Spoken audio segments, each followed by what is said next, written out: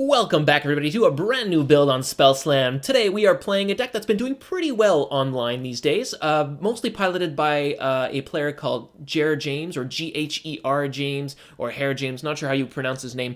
Anyway, he's been posting a lot of 5-0 finishes and 6-1s and stuff like that on the those Sunday Pauper challenges, and his deck is really cool, so I wanted to go over it with you guys, and I'll be playing it for a little while. It looks really, really fun. Basically, in our main deck, we've got a pretty dedicated mill strategy. We've got the classic Jace's Erasure here. Works very, very well with Gush. We've also got our Whirlpool Rider here, which is the main way to mill out the opponent. So essentially, when you play a Gush, you increase your hand size by 4, and then you can Whirlpool Rider. Those islands get shuffled away and whatever you drew, and then you get a new hand. If you have one or multiple Jace's Erasures in play, you can end up milling the opponent incredibly quickly. You can also bounce the Whirlpool Rider back with Snap and then just do it again.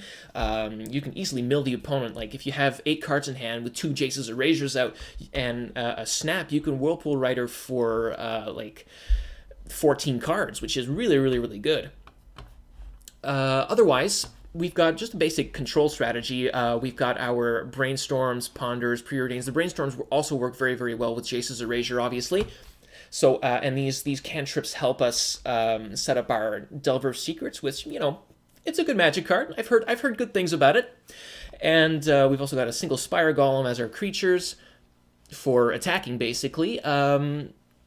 Got another piece of bounce with Echoing Truth. Thought Scour is another little cantrip that also mills, so kind of works with both sides of the strategy. And then, yeah, 4 Counterspell, 2 Deprive. This deck was running, well, his deck in particular was running a single Daze. I personally don't own a Daze, and I don't feel like spending $18 for a situational cantrip. Deprive works very, very well in the same way that Gush does in terms of like increasing your hand size for Whirlpool Rider. In the late game, you don't care about sending a island back to your hand, and it can also end up being a brand new card with the Rider. So I think this is a very good substitute.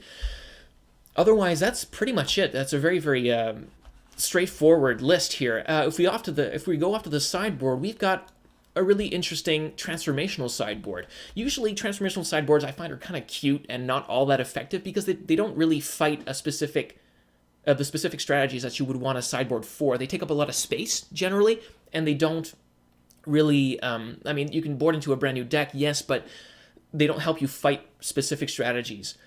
In this case, however, boarding into just basically a classic Delver list, mono blue Delver list, is actually just excellent.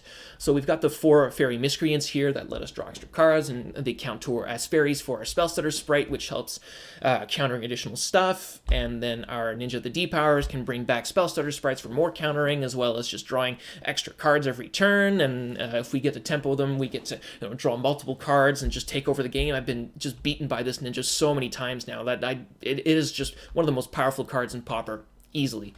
And then 3 Spire Golems. I'm not too sure on these. They could be like Stormbound Geists as well or something. I think that'd be pretty good as well. We'll see. Maybe I'll board out. I mean, I'll change that for a couple Geists or something. And since we already have one on the main board, we could go 2 and 2 instead of a full 4.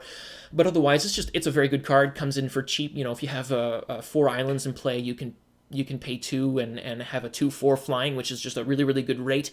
And it's a great beater, great blocker, just a very, very good card. So we can basically board into a very classic mono blue Delver list, which is, very rare to do with a transformational sideboard. So I'm really looking forward to playing this.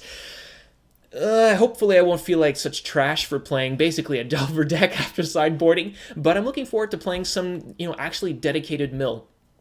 I have to say that mill is not one of my favorite ways to win. I know I play a ton of Turbo Fog, but Turbo Fog just lends itself so well to mill as its main win condition because it's so difficult to disrupt and it's very effective against control decks. But in terms of actually killing the opponent through mill, it's kind of boring. So we'll have to see what how much this deck is fun and interesting. But I like trying new things, and so here I am. So I hope you guys enjoy these games, and we will see you soon.